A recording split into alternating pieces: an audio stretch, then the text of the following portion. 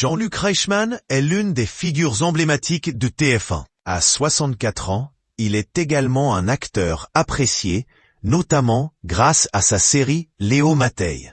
Quand il ne travaille pas dans les studios d'enregistrement ou à Marseille pour sa série, l'animateur des 12 coups de midi profite de sa superbe demeure à Versailles, dans les Yvelines.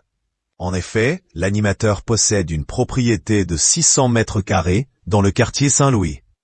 C'est dans une bâtisse datée de 1860 que le mari de Nathalie Lecoultre coule des jours heureux. Il faut dire que la maison présente des atouts indéniables. Avec son magnifique jardin constitué d'arbres fruitiers et de fleurs, Jean-Luc Reichmann est heureux dans ce petit paradis. Comme il l'expliquait dans les colonnes du Parisien, l'animateur adore y retrouver ses fleurs préférées, à savoir des géraniums, des hortensias, des rosiers et une glycine.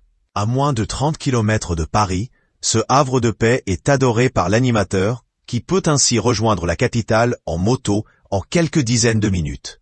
Et le père de 6 enfants avait tenu à ce que tous ces bambins puissent avoir leur chambre. Sur Instagram, l'animateur partage parfois certains clichés de sa maison.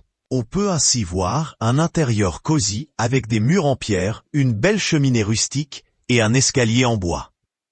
Ainsi, c'est dans des pièces grandioses que toute cette petite famille peut s'épanouir sans avoir peur de se marcher les uns sur les autres.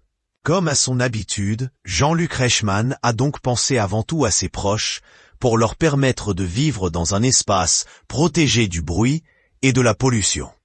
Il souhaite plus que tout que ses enfants et son épouse puissent trouver un lieu à leur image, dans le calme et la sérénité. Mais il ne reste pas loin de la capitale, là où il doit se rendre tous les jours pour retrouver, depuis le mois de septembre 2023, un certain Émilien qui ne cesse de l'éblouir avec sa culture, dans les 12 coups de midi. Un quotidien équilibré qui lui permet d'être l'un des animateurs les plus célèbres du PAF, mais aussi un père aimant.